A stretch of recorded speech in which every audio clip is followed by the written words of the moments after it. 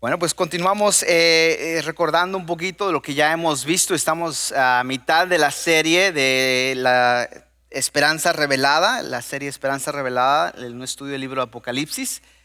Para aquellos que apenas se están reincorporando de las vacaciones, pues pueden regresar a nuestro canal de YouTube para poder sintonizarse y poder estar al igual conjunto con nosotros en cuanto a la serie. Hemos ya cubierto bastante del libro de Apocalipsis y hoy continuamos, ¿verdad?, la segunda parte de los juicios del Redentor justo.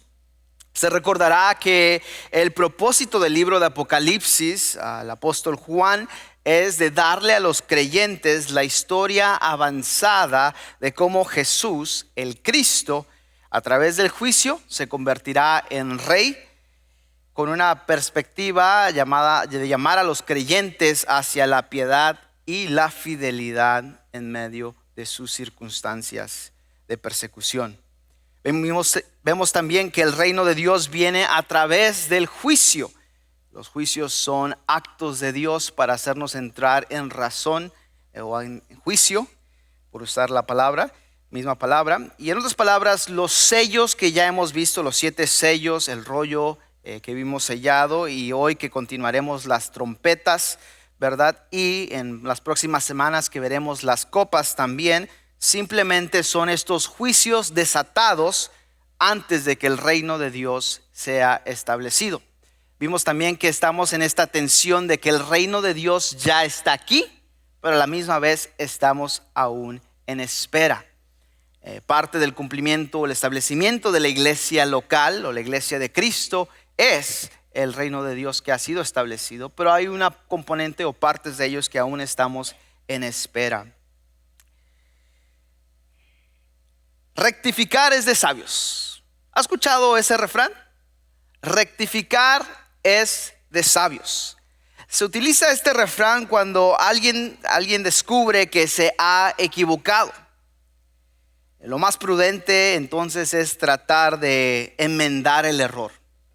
Se dice que ser humano es cometer errores. Eso es una definición básica del ser humano, es alguien que comete errores. Ninguno de nosotros se escapa de ello, y por eso viene este refrán o este dicho: el rectificar es de sabios, porque de humanos es cometer errores. Usando ese mismo refrán esta mañana, ciertamente el rectificar es de sabios, pero así también el idolatrar es de humanos. El idolatrar es de humanos. Así que guárdate de los ídolos que pueden ocupar el lugar de Dios. Mire, todos en esta vida adoramos a algo. Algunos de nosotros conscientemente, algunos de nosotros inconscientemente adoramos algo, valoramos algo, por usar otro sinónimo de esa palabra de adorar. Y eso me lleva a la pregunta de esta mañana: ¿cuándo fue la última vez que tú adoraste un ídolo? ¿Cuándo fue la última vez que tú adoraste un ídolo? Y mire, no estoy hablando de una imagen cubierta de oro o de plata o de bronce, una estatua de tal, hecha parecida a un hermoso dios o diosa.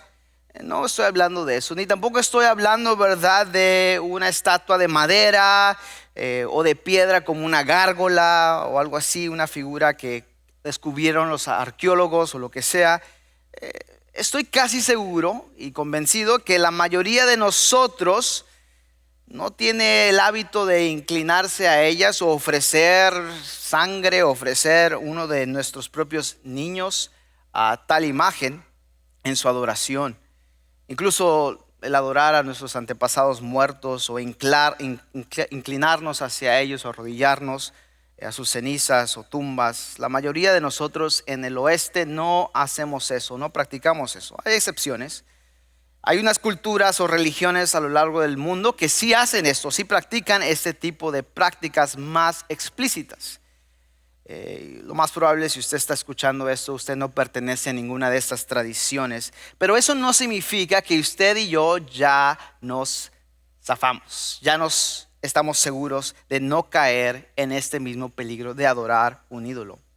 Aunque la mayoría de nosotros nunca jamás vayamos a besar los pies de una imagen o vayamos a ofrendar una ofrenda a una estatua, todos nosotros somos culpables de idolatría. Porque idolatrar es de humanos. Está en nuestra naturaleza humana.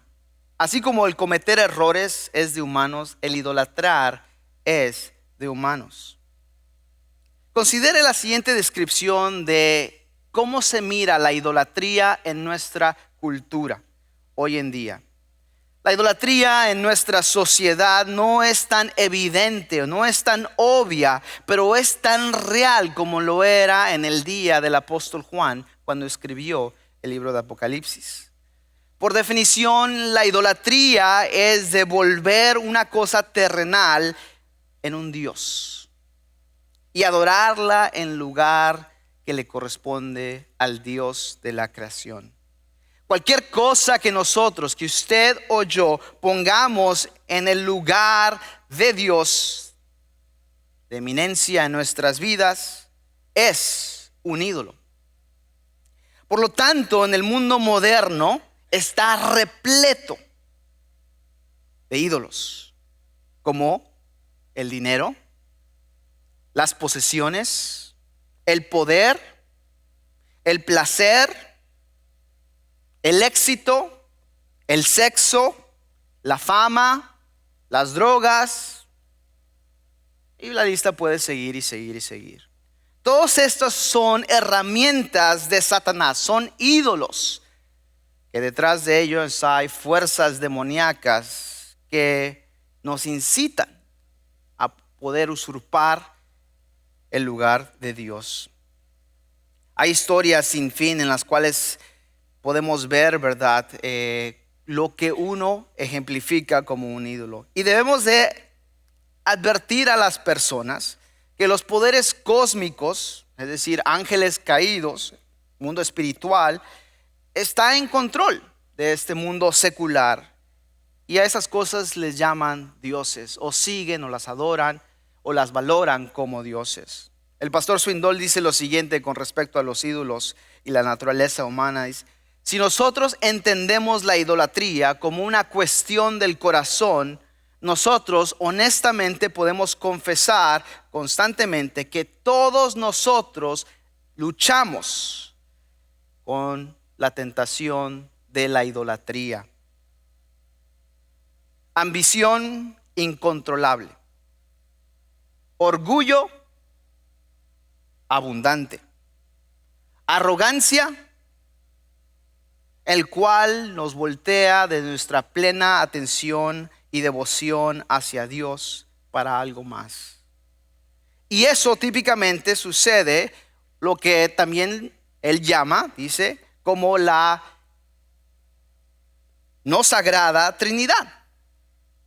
El yo mismo y yo. Todo yo. En inglés suena un poquito mejor: me, myself, and I. La mayoría de las personas, ¿verdad?, se pueden enredar en las cosas de este mundo, como posesiones materiales, personas, fama, fortuna, y nunca realizar o darse cuenta que ese camino los lleva a endurecer sus corazones y llegar al punto de rechazar a Dios mismo y crear un Dios a su propia imagen, como a usted le gusta, su propio sabor. Este es un deslizamiento muy sutil. Eso es lo que es la idolatría. Y que solo puede terminar, o la consecuencia final de una idolatría es la disciplina o el juicio. El rechazo de Dios nos lleva a un estilo de vida sin piedad, sin Dios. Lo que resulta ya sea en disciplina de nuestro Padre amoroso, es lo que un Padre amoroso haría, corregirnos, o en el juicio de condenación, lo que determina un Dios justo. Y eso es lo que vamos a ver esta mañana en el libro de Apocalipsis, en esta sección donde estamos. donde se describe la ira de Dios venidera a los habitantes, a los habitantes de la tierra, del mundo, por causa de su rechazo, por causa de su indulgencia propia idólatra, de rehusarse de atribuir a Dios quién es Él y lo que Él merece. Pudiéramos nosotros ver estos juicios y esas oportunidades constantes de arrepentimiento, porque los juicios son actos de Dios para hacernos entrar en razón. Y usted pensaría que esto resultaría en arrepentimiento. Y al ver la intensidad de estos juicios o la magnitud de la consecuencia de estos juicios que se van a llevar a cabo, que el mundo respondería en un avivamiento global, en un arrepentimiento global. Pero la historia del texto nos dice todo lo contrario, y lo que vemos es un retrato más claro cada vez de la dureza del corazón y de la depravación total del corazón humano. Esta mañana usted y yo no luchamos con ese tipo de ídolos, esas estatuas de oro que quizás nuestros antepasados, sí. Pero déjeme decirle, idolatrar es de humanos. Eso incluye a usted y a mí. Así que esta mañana, ¿qué ídolos se han deslizado en su corazón? ¿Qué ídolos se han deslizado en su corazón? ¿Qué ídolos se han deslizado en mi corazón? La idea principal del sermón es: idolatrar es de humanos. Así que guardémonos de los ídolos que pueden ocupar el lugar de Dios. Esta mañana estaremos observando, interpretando y aplicando el texto bíblico de Apocalipsis al Juan, capítulos 9 al 10. Y en la sección del texto que leeremos, ¿verdad?, vamos a ver incrementar esta severidad de estos juicios del fin. Y a lo largo del camino, Dios hace pausas, da interludios para recordarnos de su misericordia y gracia. Y vimos ya la semana pasada este interludio, este descanso por casi 30 minutos de silencio. Y cuando vimos esta segunda serie de juicios, las 7 trompetas que comenzaron, y nos quedamos, ¿verdad?, ahí a la mitad, a la última trompeta. Y vemos, ¿verdad?, que al sonar de esa trompeta veremos que la siguiente etapa de la ira de Dios se convierte más intensa, más dura, más severa para que la gente terca, para los pecadores no arrepentidos. Y así como la trompeta suena y va incrementando en su sonar, Juan, ¿verdad?, es afirmado que continúe su labor, una labor que le encomendó el Señor, y lo recomisiona a seguir profetizando con respecto a mucha gente, muchas naciones, lenguas y reyes. Esta mañana estaremos descubriendo los juicios del justo redentor, o del redentor justo, vale la redundancia, y cómo nosotros podemos responder correctamente. Y encontraremos en el texto bíblico 3 cosas esta mañana. Y si siguen ahí su bosquejo, verán esto alineado. Veremos demonios, defunciones y desafíos, ahí del versículos 13 al 21 del capítulo 9. Por segundo, veremos un ángel poderoso y un asunto profético en el capítulo 10, versículos 1 al 11. Y finalmente vemos las cosas no son como parecen, y estaremos haciendo referencia a la primera epístola general de Juan, en el capítulo 5, versículo 21. Así que abra sus Biblias conmigo esta mañana, ya sea en su dispositivo electrónico o ya sea una copia impresa de las Escrituras, al capítulo 9 del libro de Juan, perdón, no el libro de Juan, del Apocalipsis a Juan, y estaremos leyendo comenzando del versículo 13. Apocalipsis 9, 13. Dice así la Escritura: Entonces el sexto ángel tocó su trompeta y oí una voz que hablaba desde los 4 cuernos del altar de oro que está en la presencia de Dios. Y la voz le dijo al 6º ángel: suelta a los 4 ángeles que están atados en el gran río Éufrates. Entonces los 4 ángeles que habían sido preparados para esa hora, ese día, ese mes y ese año, fueron desatados para matar la tercera parte de la tierra. Recordarán, ya hemos visto las primeras 5 trompetas y vemos, verdad, aquí a este 6º ángel que toca esta trompeta y lo que sucede consecuentemente, y trae el segundo terror, el segundo ay. La semana pasada vimos que el primer ay, si se recordarán, fue que un asteroide cae de los cielos y abre el fondo del abismo y salen demonios para torturar a los habitantes de la tierra.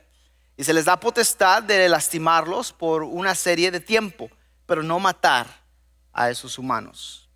Eso es importante y no lo mencionamos la semana pasada, pero al llegar a esa segunda parte, que en la Biblia hebrea los ídolos siempre son correlacionados con demonios. ¿Qué implica eso? Es decir, que la imagen o la estatua en el tiempo antiguo pagano que los judíos o cualquier etnia del Medio Oriente practicaban, detrás de ellos hay una fuerza demoníaca. Detrás de ellos hay un demonio que está incitando poder adorar a un Dios falso. Recuerden, parte de lo que implica la naturaleza de ser un demonio es de poder enfocarse en hacer 3 cosas que también describe a Satanás, el gran adversario: matar, robar y destruir. Ese es el propósito de los ángeles caídos: matar, robar y destruir. Y parte de ello en esas tácticas que utilizan es de engañar, aparentar algo que no son. La escritura nos describe un poco también a Satanás como Satanás, el enemigo del hombre, aparenta ser un ángel bueno, un ángel de luz, pero sus propósitos son simplemente engañar, defraudar. Vimos eso también en Génesis 3, cómo se introduce la serpiente y uno de los primeros actos que hace Satanás con su interacción humana es de engañar. Engañó a la mujer, engañó a Adán. Así que ídolos siempre están correlacionados o tienen una relación con los demonios. Entonces, al escuchar el sonido de esta trompeta, y si regresamos un poquito hacia atrás, vimos, verdad, esos demonios que salieron en la 5ª trompeta y el primer ay, el primer terror se desata. Juan nos dice en el versículo 12, verdad, que el primer terror, el primer ay ya pasó, pero vienen 2 más y entonces aquí se aproxima el próximo ay. En la 6ª trompeta, Juan entonces describe a 4 ángeles de la muerte que han sido cautivos cerca del río Éufrates, lo que viene siendo en el día moderno hoy de Irak, el país de Irak. Ahí está el río Éufrates y gran parte de ello, y termina en Turquía, en el Golfo Pérsico, y parte de ello entonces vemos que estos ángeles son soltados, ¿verdad? Y vemos consecuentemente que todas las fuerzas del infierno son soltadas, al menos las que estaban cautivas, y son permitidas poder rondar la faz de la tierra. Vemos aquí paso a paso cómo la gracia de restricción de Dios es removida del mundo, permitiendo a Satanás y sus demonios y a los humanos pecadores de destruir la tierra, y cada uno destruirse uno al otro. Al leer el texto, ¿verdad? Versículo 13 al 15, note la escena de juicio se centra en una parte específica del mundo, lo que usted y yo llamaríamos como el Medio Oriente. Esos 4 ángeles soltados ahí en el río Éufrates nunca son, interesantemente, identificados como ángeles del cielo o como ángeles malignos o caídos, como lo conoceríamos como demonios. Note ahí el versículo 14 simplemente indica 4 ángeles. Lo más probable que estos 4 ángeles, ¿verdad?, son ángeles caídos por causa que Dios no obra mal, no es autor del mal. Y como ya ha sido en casos pasados, ver esto mismo que sucede similar. Y entonces esos 4 ángeles, probablemente de alto rango, tenientes quizás, quién sabe, pero tenían una posición de autoridad como ángeles caídos. Y vemos, ¿verdad?, son emisarios de Satanás. Y lo que sucede entonces, detrás de ello, movilizan a poder llevar a cabo lo que les ha sido preparados para ellos. Esos principados demoníacos o poderes demoníacos probablemente van a motivar a líderes mundiales, a naciones, quizás en esa área, en Medio Oriente, para poder llevar a cabo este juicio que Dios está a punto de traer a la tierra. Eso no sería algo nuevo. Vemos todo en el Antiguo Testamento que vez tras vez fuerzas demoníacas estaban detrás de príncipes, detrás de reyes, motivándolos, incitando. Y eso es algo importante porque muchas veces gente toma esto y dice, bueno, pastor, es que, ¿por qué hiciste esto malo? Pastor, es que el chamuco, ¿verdad?, me obligó. O el demonio, ¿verdad?, se me metió el demonio. Mire, la Escritura dice que usted y yo somos responsables por nuestras acciones. Claro, ellos pueden manipular o pueden incitarnos, pero usted y yo somos responsables por lo que usted y yo hagamos, y por lo tanto Dios nos va a poner a usted y a mí en juicio, no en base a lo que usted decidió hacer. Si usted permite que esa fuerza demoníaca lo controle o lo incite y usted le escucha, ese es otro rollo. Pero nadie lo fuerza a usted a hacer nada. Usted es quien decide, quien elige por su propia necedad, por su propia terquedad, hacer lo malo. Y no se olvide también que el soltar de estos demonios, ¿verdad?, que ya hemos visto previamente también, están específicamente ajustados al tiempo de Dios. Note ahí conmigo, ahí en el versículo 15, cómo estos 4 ángeles han sido preparados para esa hora, para ese día y para ese mes y ese año, cualquiera que sea. Lo que nos enseña a nosotros, a usted y a mí, es que ellos no pueden mover a su títere humano, ¿verdad?, que lo incitan o lo utilizan instrumento para actuar hasta que Dios lo disponga. Aunque ellos sirven a su amo, a su señor, Satanás, ellos no pueden actuar ninguna parte hasta que obtengan el permiso soberano de Dios. Juan hace eso, nos reenfoca para vernos quién está en control. ¿Quién es el que manda?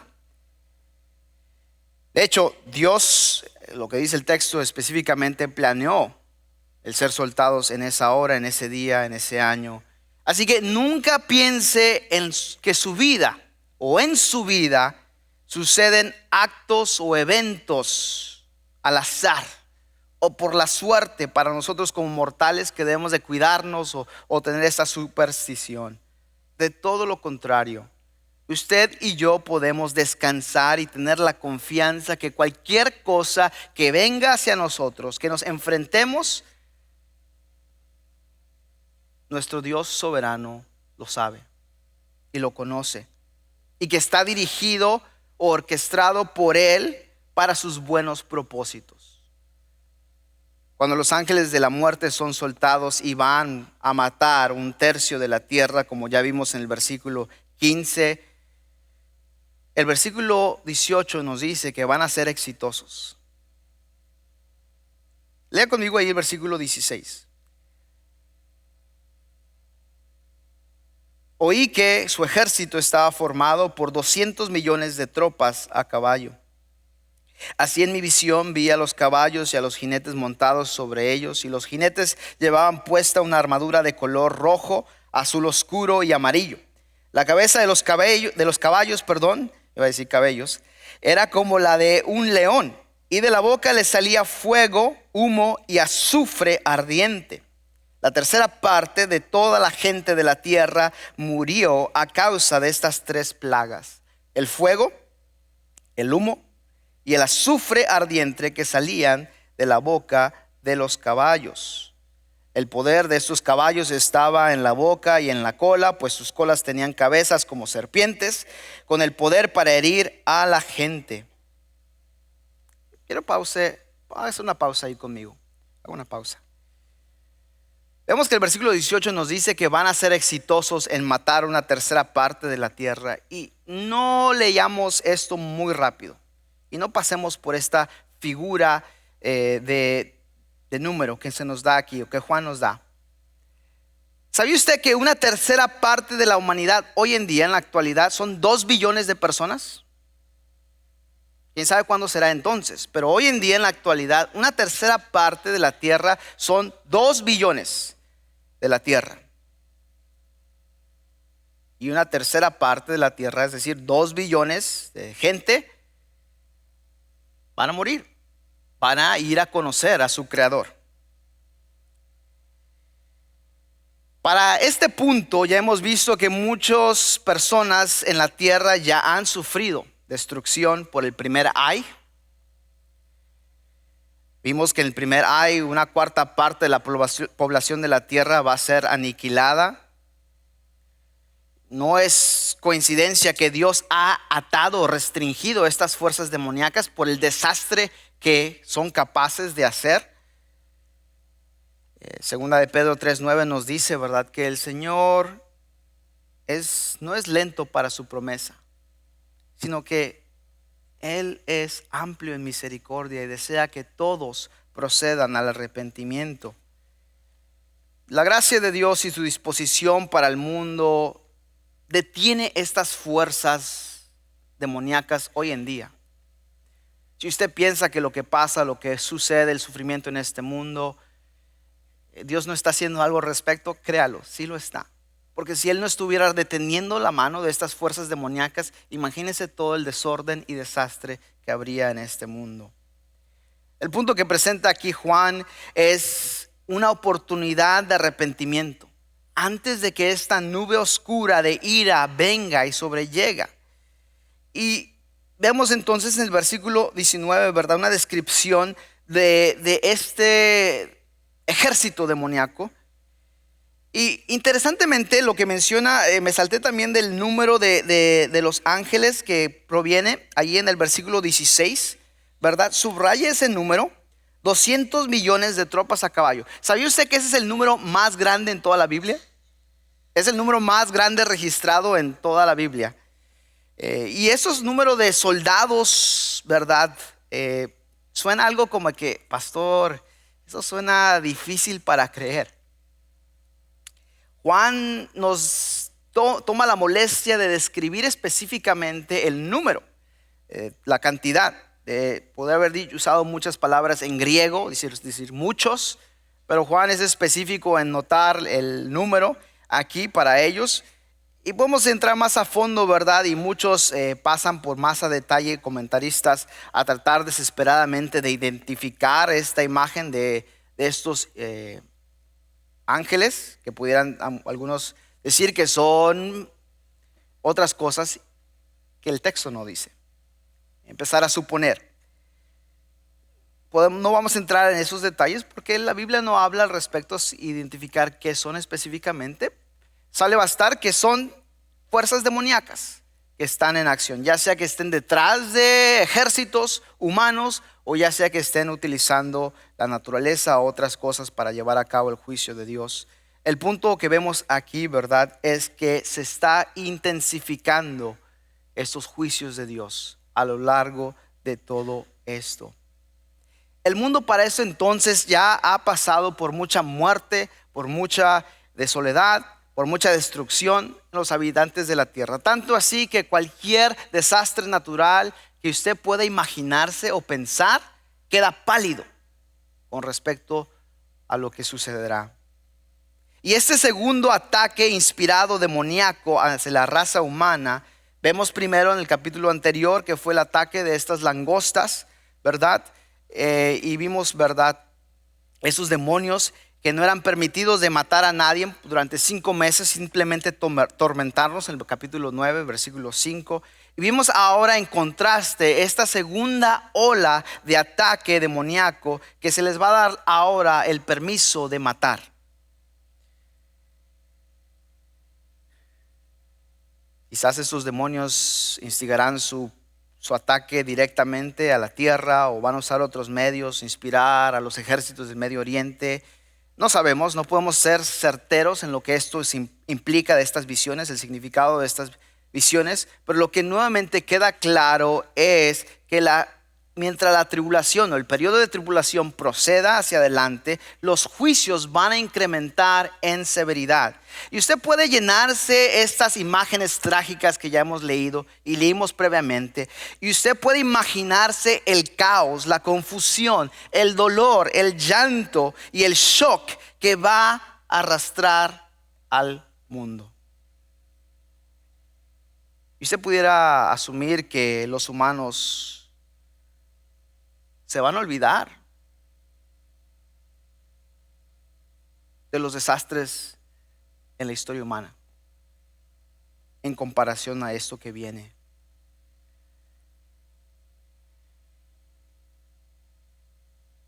Podemos estimar que más de la mitad de la población del mundo será enviada a conocer a su Creador y juez en ese momento. Muchas personas sobrevivirán esta masacre o este juicio. Y usted puede preguntarse, ¿qué va a pasar? ¿Qué va a suceder con aquellos que sobrevivan? ¿Cómo ellos responderán? Claramente aprenderán de eso, claramente entrarán en razón, claramente entrarán en juicio. Pero vemos en los siguientes versículos 20 al 21, que su respuesta al Redentor justo no es de arrepentimiento por su maldad. Mire conmigo el versículo 20. Sin embargo, los que no murieron en esas plagas, aún así rehusaron arrepentirse de sus fechorías y volverse a Dios. Siguieron rindiendo culto a demonios y a ídolos hechos de oro, plata, bronce, piedra y madera. Ídolos que no pueden ni ver, ni oír, ni caminar. Esa gente no se arrepintió de sus asesinatos, ni de su brujería, ni de su inmoralidad sexual, ni de sus robos. Quizás algo más desconcertador que la muerte y la destrucción descrita aquí por Juan es la reacción de estos sobrevivientes en estos versículos que acabamos de leer, en estos dos versículos. A mí me gustaría imaginar que un mundo incrédulo, al ver estos eventos supernaturales, al ver estos desastres cataclísmicos, finalmente escucharían la predicación de los 144,000 misioneros que con pasión irán por el mundo llamando hacia el arrepentimiento y fe en el Cristo. De hecho, me gustaría decirle que el versículos 20 al 21 declara que el resto de la humanidad cree y por fin se arrepiente y se vuelve de sus malos caminos y se voltea a seguir y someterse hacia el Redentor justo. Por eso no es lo que sucede.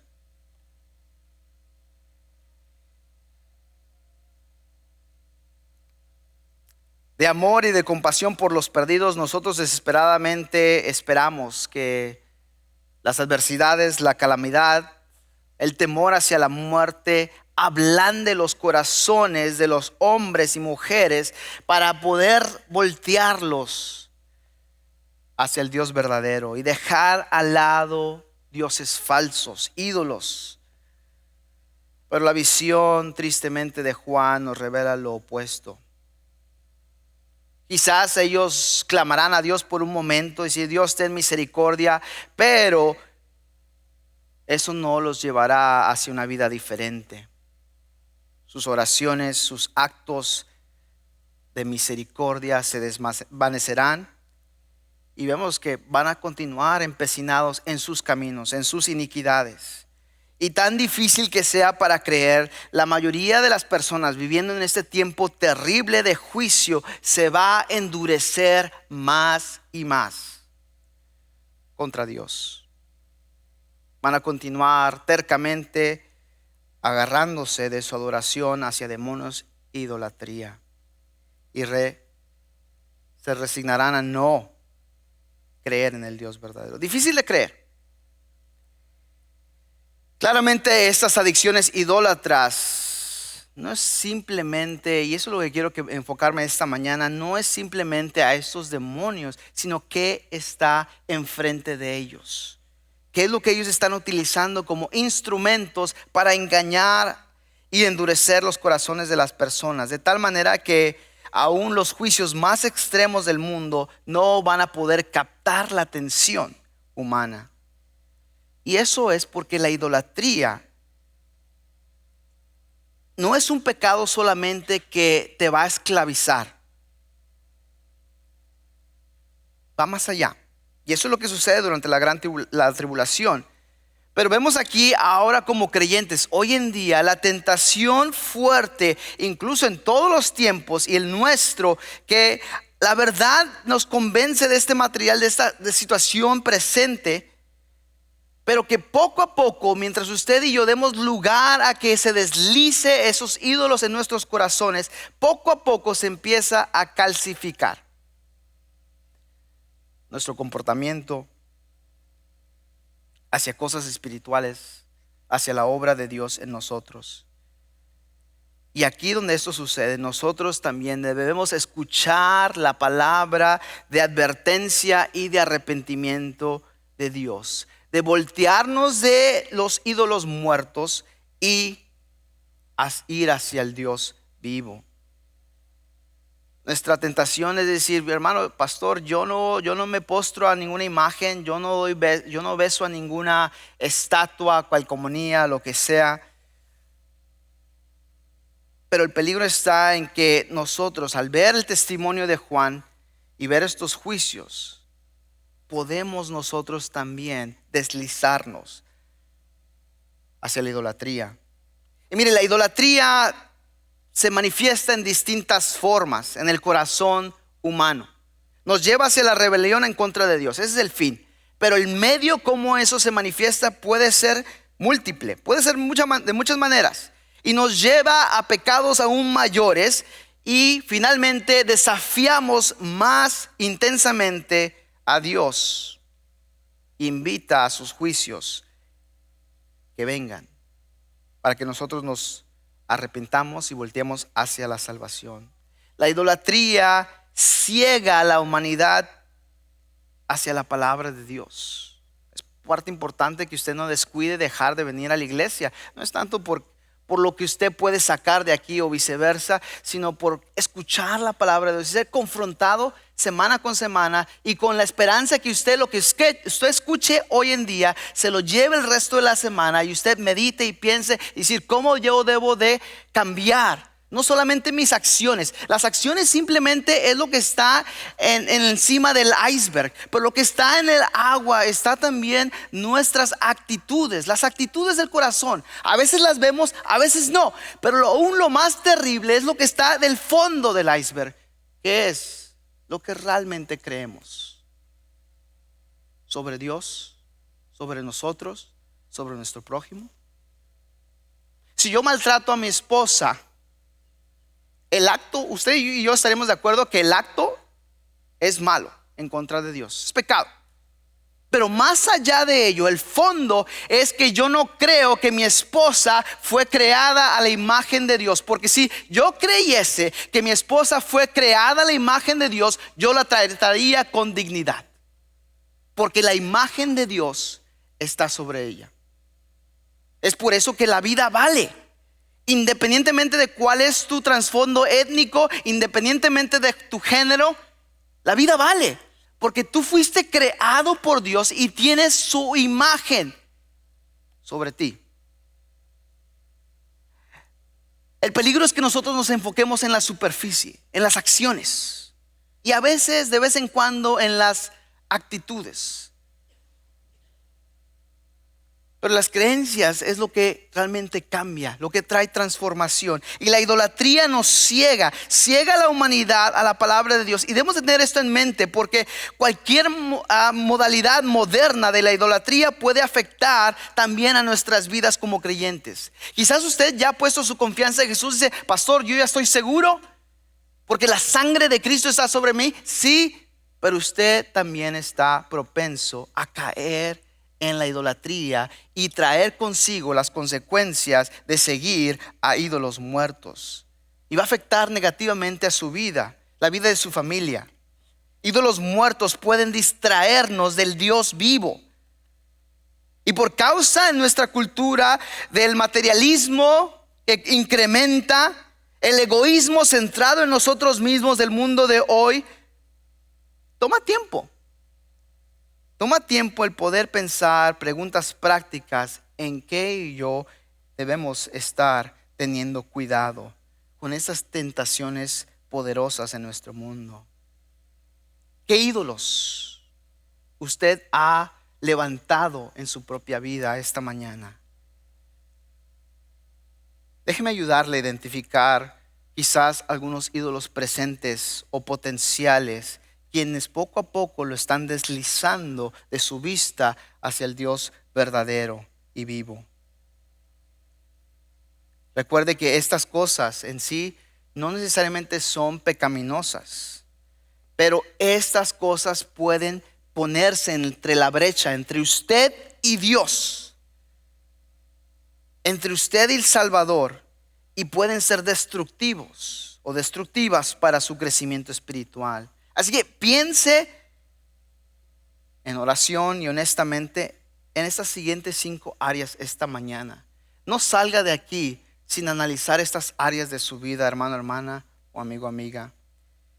¿Cómo usted mira a las posesiones materiales?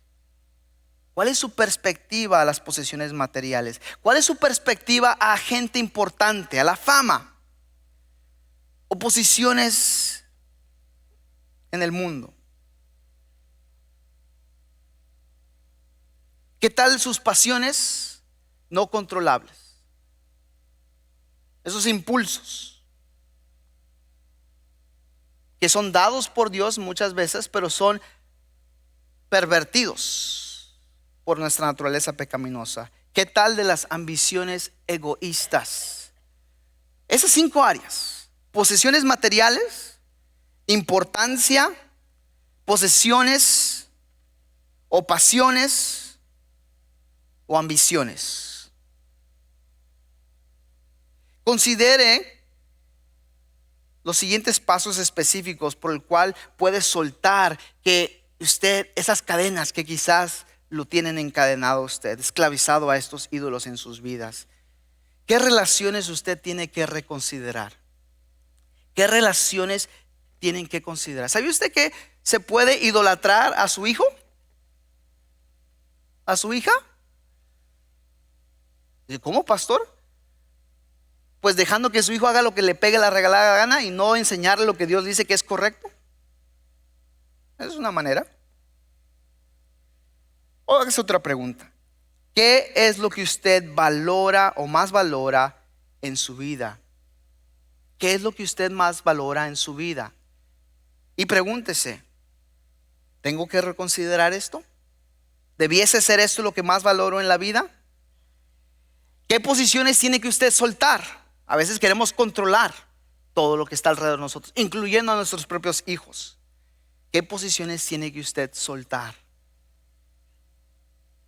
¿Qué pasiones usted tiene que restringir? ¿Qué pasiones usted tiene que restringir?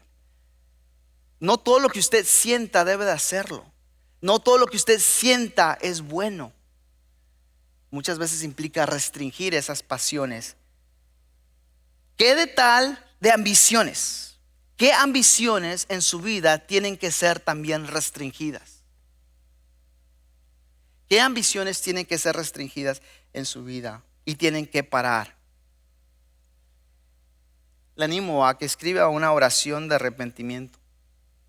Si alguna de estas áreas usted está lidiando y luchando, y pídale a su Padre Celestial a que le libere de estos ídolos, que le libere de estas cadenas, que usted viva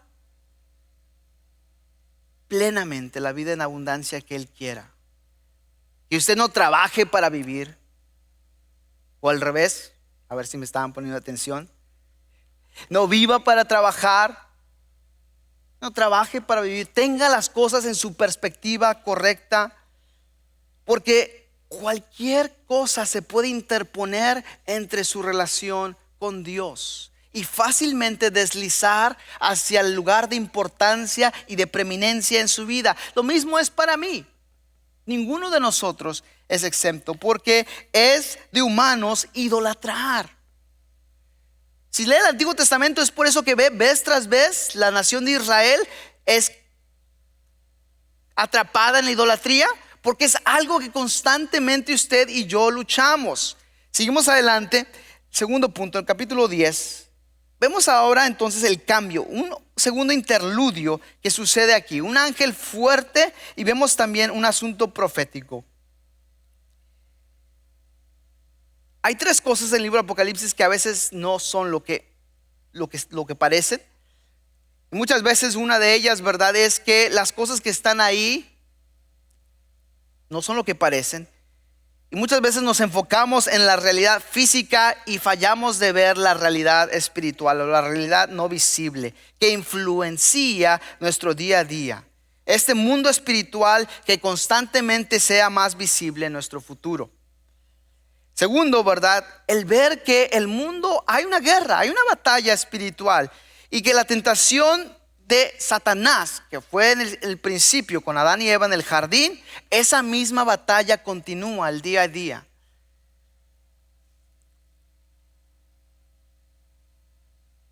Y si usted y yo nos creemos eso, fácilmente seremos arrastrados por el enemigo. Y eso nos lleva al tercer elemento del libro de Apocalipsis, es que usted y yo tenemos un rol, tenemos un papel que jugar en lo que Dios está haciendo.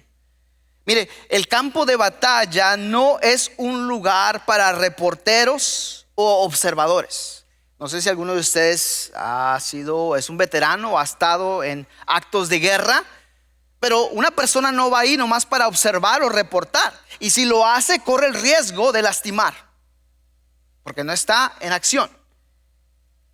Lo mismo sucede en el sentido espiritual. Nos guste o no, la presencia de nosotros en la tierra como parte del pueblo redimido de Dios demanda que nosotros seamos participantes, que usted y yo estemos activos.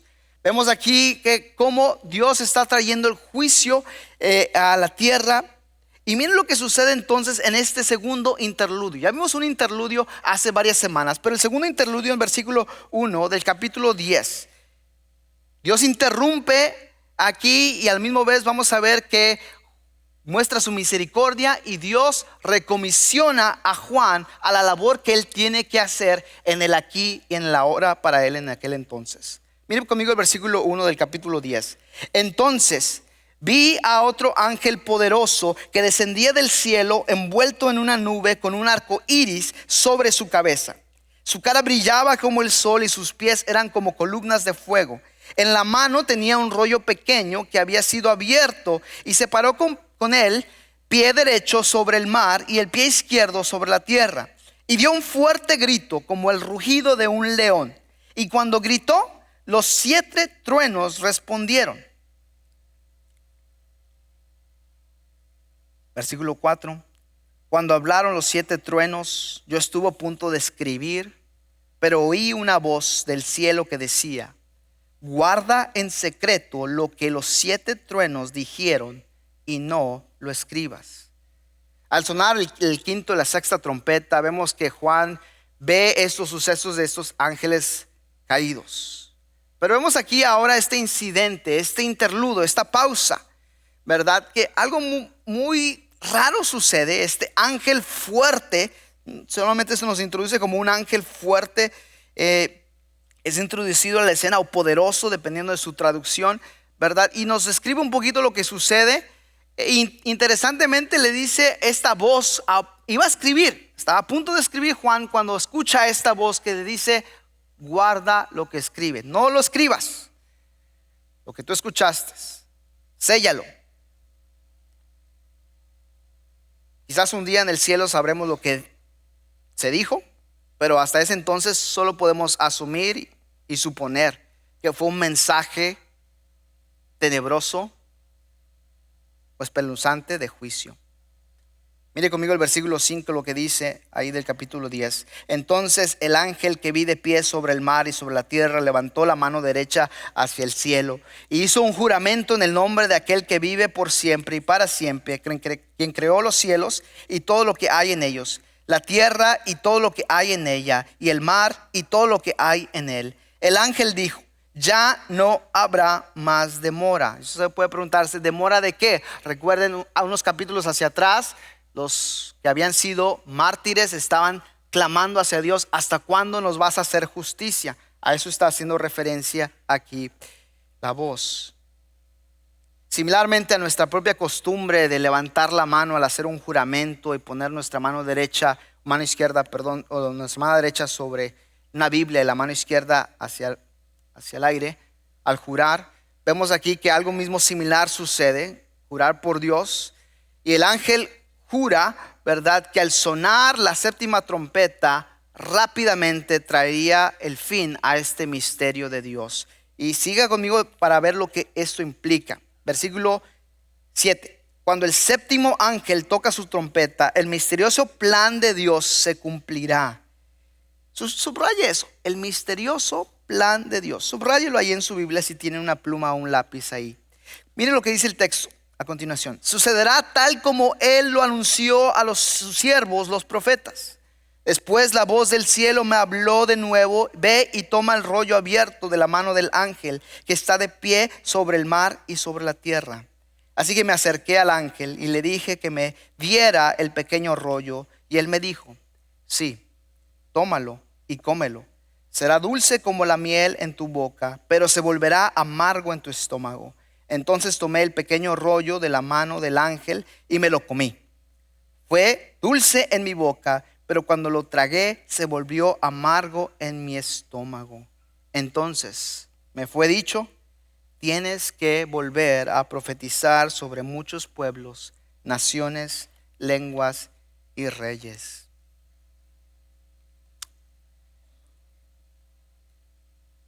Eso no es algo nuevo en la Biblia. En el Antiguo Testamento vemos otro suceso donde otro siervo de Dios o profeta toma un rollo y se lo come. Vemos aquí los propósitos de Dios, ¿verdad?, en cuestión al profetizar. En este pasaje que acabamos de leer, ¿verdad?, este gran ángel cayó en silencio y se escucha esta voz y este mandato, ¿verdad?, hacia Dios, que el juicio de Dios viene y ya no más se va a detener. Pero vemos entonces esta última parte. Algo muy similar le sucede a Ezequiel. Allá en el capítulo 2 de su profecía, al capítulo 3 en el Antiguo Testamento, vemos el consumo de este rollo que era un símbolo completo de la apropiación del mensaje profético. ¿Qué significa eso, pastor? Tomó la palabra de Dios y la hizo suya, la ingirió. Cuando Ezequiel abrió su boca, al hablar las palabras que Dios le había dicho que anunciara a su pueblo en contra de la nación de Israel, palabras de lamentos, de ayes, de advertencias, de la misma manera ahora aquí Juan consume el mensaje del capítulo 10 de juicio, un mensaje que hizo que su estómago retorcijara. En contraste a la misión de Ezequiel, la misión de Juan es aún más mayor. El de ir y profetizar a muchas personas, a muchos pueblos, naciones, lenguas y reyes. Y esta recomisión de Juan a proclamar que Jesús se acerca, que el juicio viene. Desde este punto los juicios se vuelven aún más severos. Y se puede decir, bueno, pastor, ¿cómo esto se aplica para mí? Mire, las cosas no son lo que se miran. Juan se les ha mandado aquí que vuelva a profetizar.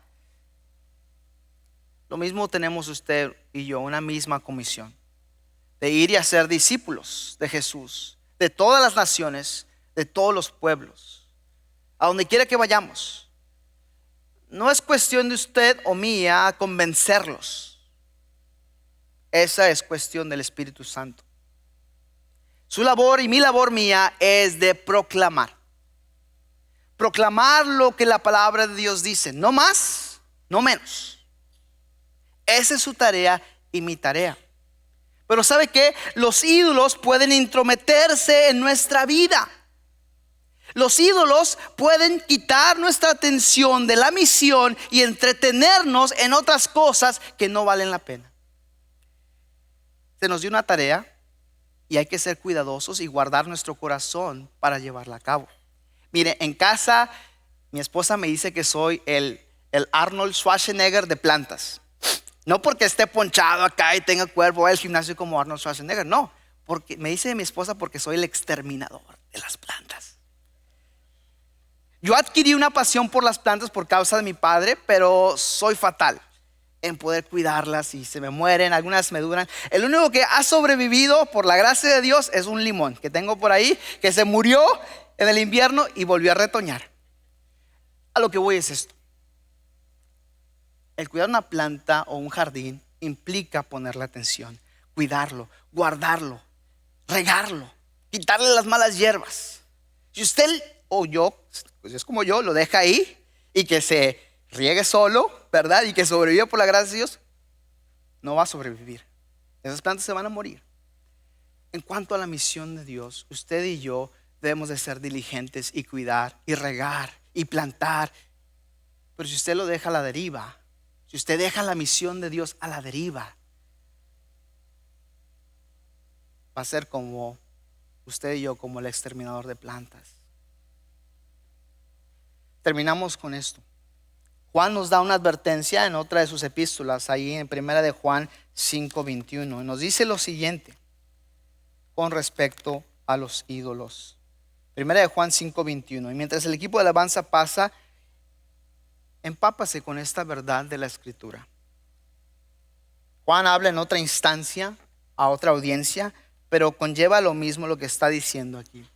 Primera de Juan 5:21 dice: queridos hijos, aléjense de todo lo que puede ocupar el lugar de Dios en el corazón. Aléjense de todo lo que pueda ocupar el lugar de Dios en el corazón. En el griego, literalmente, guárdense de los ídolos. Es de humanos idolatrar. Para esta gente que leímos aquí en Apocalipsis, su corazón se endureció, se calcificó. Lo mismo le puede suceder a usted y a mí si no tenemos cuidado, si no cuidamos de la misión, del jardín que Dios nos ha puesto el Señor. Así que esta mañana, en su vida, responda al juicio de mañana hoy, al reconocer cualquier ídolo que se haya deslizado en el lugar que solo le pertenece a Dios. Guarda tu corazón. Puede ser una persona, pueden ser posesiones, puede ser una posición, puede ser una ambición. Yo no lo sé. Yo solo conozco mi corazón y constantemente confesar al Señor: corrígeme, corta, saca esa mala hierba de mi corazón, guarda mi corazón. Eso es lo que usted puede responder esta mañana. Usted puede endurecer su corazón o no dar caso a la advertencia que Dios da. En su vida, aprenda que a través de la palabra de Dios y el poder del Espíritu Santo, usted y yo podemos guardar nuestro corazón. Si usted está aquí esta mañana, nada de esto tiene sentido. Parte de ello, lo primero que tiene que hacer es dar ese paso de arrepentimiento y confiar en Jesús como su esperanza eterna. Solo entonces usted podrá entender la posición de los ídolos y la posición de un Dios vivo y santo. Cualquiera que sea su condición esta mañana, la Escritura nos anima a que realicemos y veamos con atención la condición del jardín de nuestro corazón y qué atención requiere que nosotros hagamos. Recuerde, idolatrar es de humanos, pero es de sabios rectificar, de poder decir: Señor, aquí estoy, aquí está mi jardín, aquí está lo que necesito, haz lo que tú tengas que hacer, haz una limpia, aquí estoy. Señor, esta mañana le damos gracias por tu palabra. Gracias por quien tú eres. Gracias por tu misericordia. Tú deseas, Señor, que tú, como el justo redentor, ocupes el lugar como el Dios vivo y santo. Satanás y sus agentes desde un principio han tratado de engañarnos, de voltear el orden de las cosas y darle prioridad a las cosas que no son prioridad. Le pido esta mañana que usted ayude a mis hermanos y a mis hermanas. Ayúdeme a mí, Señor, a poder guardar nuestro corazón de los ídolos, alejarnos. Ayúdanos a poner las cosas en su lugar. En el nombre de Jesús le pedimos esto, a través del poder de su Espíritu Santo.